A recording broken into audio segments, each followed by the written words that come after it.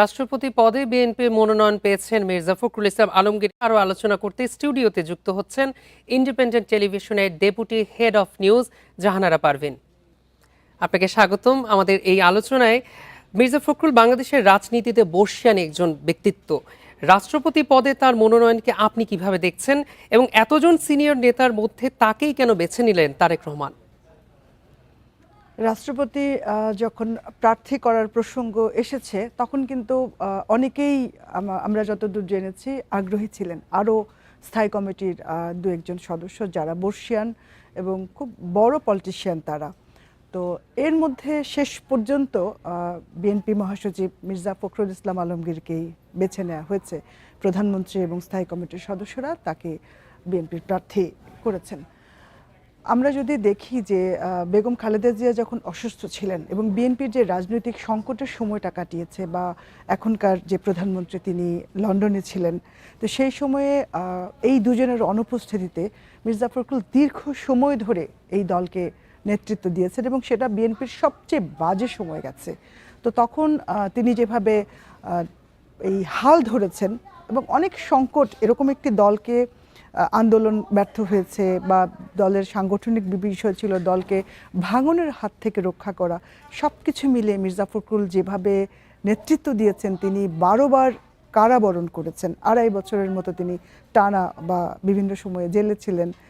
এই সহজ ছিল না এবং তিনি যেভাবে সেই সময় দলকে ধরে রেখেছেন এবং রাষ্ট্রপতি পদে তাকে নির্বাচিত করে বিএনপি তাকে সেটার সম্মান দিতে চায়, একজন বর্ষিয়ান রাজনীতিবিদ, এবং বিএনপি চায় যে একজন মাঠের রাজনীতিবিদ এবার রাষ্ট্রপতি হোক।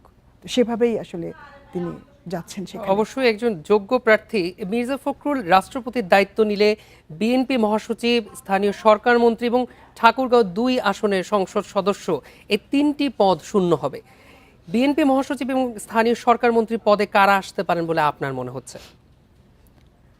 ঠাকুরগাঁও 1 আসন, তিনি এখান থেকে সংসদ সদস্য নির্বাচিত হয়েছেন। এর আগে 2001-এর নির্বাচনের পরে তিনি বিমান এবং পর্যটন প্রতিমন্ত্রীর দায়িত্ব পালন করেছেন এবং এই আসনটি কিন্তু শূন্য হয়ে যাচ্ছে তিনি পদত্যাগ করার ফলে। যেটা হচ্ছে যে দল আসলে নিশ্চয়ই ভেবেচিন্তে সেখানে রিপ্লেস দেওয়া হবে একটা উপনির্বাচনের মাধ্যমে কাউকে, এবং মির্জা ফখরুলের যে ছোট ভাই তিনি কিন্তু সেখানে রাজনীতির সঙ্গে যুক্ত রয়েছেন। আর এলজিআরডির মন্ত্রণালয়ে যেটা আমরা দেখেছি, দলের মহাসচিব, এটা অনেকগুলো বছর ধরে দলের যিনি মহাসচিব থাকেন তিনি সরকারের এই মন্ত্রণালয়ে দায়িত্ব পান। তো এখন আসলে এটা নিয়ে এখনো আলোচনা হয়নি। আমি যতদূর জেনেছি যে তার বিকল্প হিসেবে তার ছেড়ে দেওয়া জায়গাগুলোতে কে আসবেন সেটা এখনো সিদ্ধান্ত হয়নি।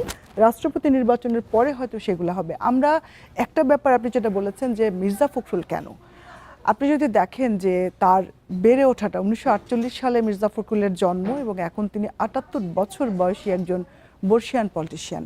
তিনি 1969 সালের যখন গণঅভ্যুত্থান হয় তখন ঢাকা ইউনিভার্সিটিতে ছাত্র ইউনিয়নের সভাপতি ছিলেন।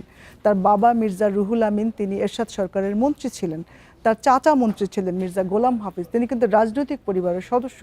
এবং 1986 সালে তিনি সরকারি চাকরি ছেড়ে দিয়ে রাজনীতিতে যুক্ত হন। 88 সালে তিনি ঠাকুরগাঁও পৌরসভার চেয়ারম্যান নির্বাচিত হন। এরপর তিনি প্রতিমন্ত্রী হয়েছেন। তারপর 2011 সালে সাবেক যে মহাসচিব খন্দকার দেলোয়ার হোসেনের মৃত্যুর পর তিনি ভারপ্রাপ্ত মহাসচিব হয়েছেন। 5 বছর তিনি ভারপ্রাপ্ত থাকার পর 16 সালে তাকে পূর্ণাঙ্গ মহাসচিব করা হয়েছে এবং এই 10 বছর ধরে বিএনপির তিনি মহাসচিব। তো মির্জা ফখরুলের যে জার্নি, আমি যেটা বলছি যে 12 বার তিনি কারাবরণ করেছেন এবং তিনি খুব দায়িত্বশীলতার সঙ্গে, সততার সঙ্গে রাজনীতি করেছেন, তাকে নিয়ে কোনো বিতর্ক নেই। আমরা আমাদের দেশের যে পলিটিশিয়ান আরও অনেকে রয়েছেন, আমরা দেখব অনেক ঝামেলা।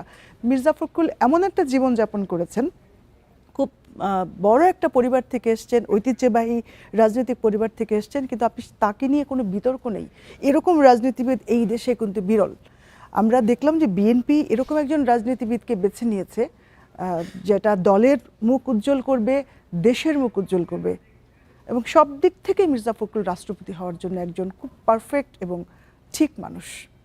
অবশ্যই এটা আমরাও মানছি। অসংখ্য ধন্যবাদ জাহানারা পারভিন আমাদের সঙ্গে এই আলোচনায় যুক্ত হওয়ার জন্য।